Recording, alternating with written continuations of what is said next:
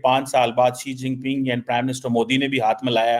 भारत ने थप्पड़ मारा है, जवाब दे दिया कि डोंट यू डेयर हमारे साथ पंगा लेने की कोशिश ना करना। जो इस समिट में जो इंडिया ने और रशिया ने मिलकर किया है ना, वो अमेरिका को उसकी औकात दिखाई है। ये जो मीटिंग हुई है, ये इसने अमेरिका को हिला के रख दिया है। अब जाहिर है कि वो इंडिया कैलकुलेट करेगा कि हम कितना, मैसेज तो चला गया उनका अमेरिका को। इंपॉर्टेंट डेवलपमेंट यह है कि 5 साल बाद Xi Jinping and prime minister Modi ने भी हाथ मिलाया। तार साहब, वॉशिंगटन में क्या देखा जा रहा है? एक तो शी जिनपिंग और प्राइम मिनिस्टर मोदी की मुलाकात, जारी बात है परेशानी का सबब होगी वॉशिंगटन में। मोदी साहब ने अंडर गिवन सर्कमस्टांसेस वेस्ट को एक जैब का एक थप्पड़ लगाया उन्होंने। 3800 किलोमीटर का एक जो बॉर्डर है चाइना इंडिया के साथ, उसका उन्होंने तनाजा अपना ठीक किया। ब्रिक्स का होना, मोदी साहब का वहां पे खुद जाना, और फिर उसमें खास कर जाके जो सबसे बड़ी बात है कि प्रेसिडेंट शी को मिलना, नए वादे होने, ये एक बहुत बड़ा एक सिग्निफिकेंट इवेंट है। और इसकी एक सबसे बड़ी वजह जो मैं समझता हूं, again America is headless today, American weak foreign policy. Western civilization जो कि इस वक्त थक चुकी है और अपने आखिरी सांसों पर है, उनके मुंह के ऊपर थप्पड़ है इस वक्त चाइना और भारत की तरफ, दोनों की तरफ से। कहते हैं ना कि जिदे घर दाने उदे बाल भी सियाने। इस वक्त इंडिया के घर में दाने हैं और उनके पास एक जबरदस्त टीम है डॉक्टर जयशंकर की। मोदी साहब के पास पावर है, वोट ऑफ कॉन्फिडेंस है उनके पास, and world can see it. वो दुनिया को दिखा रहे हैं। भारत ने थप्पड़ मारा है, जवाब दे दिया कि डोंट यू डेयर हमारे साथ पंगा लेने की कोशिश ना करना। और ब्रिक्स जो है इस वक्त, ये सारी चीजें 3 कंट्री इसके बेनिफिशियल हैं चीमा साहब, चाइना, रशिया और इंडिया। ये नया एक ब्लॉक बनेगा विच इज खतरे की घंटी बजाएगा वेस्ट के लिए, बज रही है। उसकी वजह यह है कि ब्रिक्स ने अपना फाइनेंशियल सिस्टम भी बना लिया है, और उसके बाद वो they are flexing the muscles, और कई कंट्रीज इस वक्त लाइन में, जिस तरह आपने खुद फरमाया है कि पाकिस्तान भी उस लाइन में है कि ब्रिक्स का मेंबर बनना चाहेगा।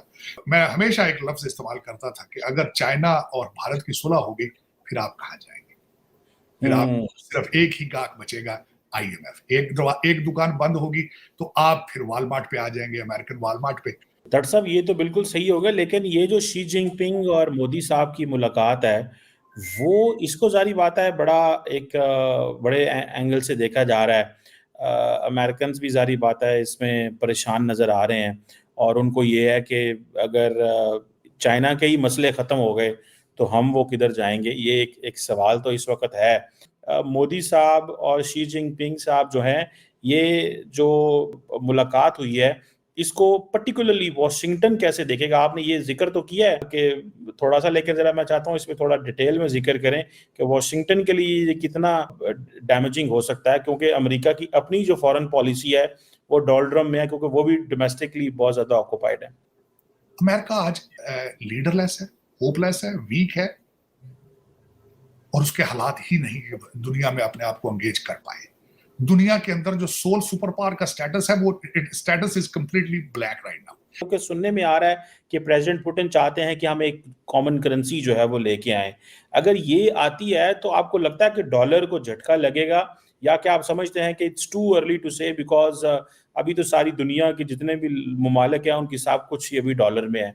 तो how do you see this? और ये आपको पता है स्विफ्ट पेमेंट सिस्टम को भी चेंज करने जा रहे हैं। उनका ब्रिक्स ने अपनी चीजें चेंज की है, इसमें कोई शक नहीं है। और this is what the Putin is trying to achieve, कि वो दुनिया को बताना चाहता है कि वी आर नॉट आइसोलेटेड। तीसरी बात ये बताना चाहूंगा, डॉलर को पहले ही खतरा मौजूद है। उसकी वजह यह है चीमा साहब, आपको पता है कि रशिया, चाइना और इंडिया आपस में they are already dealing with each other in their own currencies. India और डॉक्टर जयशंकर वो कहते हैं कि हम तेल और आर्मामेंट से, हथियारों से और तेल से beyond we want to have a trade with Russia. तो जो उनका सरप्लस पैसा वहां पड़ा था, दे आर यूजिंग इट। तो जब यूज होगा तो उससे नीचे क्या आएगा? डॉलर ही नीचे आएगा, ऑफ कोर्स। और दूसरा चीमा साहब, इस वक्त सिर्फ और सिर्फ मैं समझता हूं कि सऊदी अरेबिया ने जिस दिन ये डिसीजन अपना ले लिया, या मिडल ईस्ट ने, कि वो विल ट्रेड किसी और करेंसी चीजों में करेगा, ऑयल आ जाएगा। अमेरिकन ने जो पढ़ना छोड़ दिया है, इसमें सिर्फ और सिर्फ फायदा किसका है? भारत का है। वो भी उनको बताना चाहिए। चीमा साहब, इस वक्त इनके आईवी लीग स्कूलों में और हर जगह पे सिर्फ बच्चे कौन देखे जा रहे हैं? चाइनीज और इंडियन। अब ये अपने सेंसिटिव मैटर्स तो चाइना को नहीं देंगे, रशिया किसको देंगे? इनके पास चॉइस ही कोई नहीं। इस वक्त जितने इनके डिफेंस कॉन्ट्रैक्ट हैं सारी इंडियन कंपनीज के पास। They don't have any other choice besides using the Indian diaspora or Indian mind, क्योंकि ना रशिया के पास जा सकते हैं ना कुछ, अपने बच्चे पढ़ते ही नहीं। जो है वो आपकी मीटिंग हुई है, इंडियन प्राइम मिनिस्टर की मुलाकात हुई है प्रीमियर शी जिनपिंग से। कितना अच्छा, अभी एक आइस ब्रेकिंग बहुत टाइमिंग वाइज, लेकिन आगे अब जाहिर है कि वो इंडिया कैलकुलेट करेगा कि हम कितना, हम मैसेज तो चला गया उनका अमेरिका को, लेकिन एक आइस ब्रेकिंग हुई, एक वो तलखी जो थी वो चाइना ने भी इस मरहले पे कहा कि ठीक है हम पीछे हटते हैं और मैसेज ज़रा चला जाए।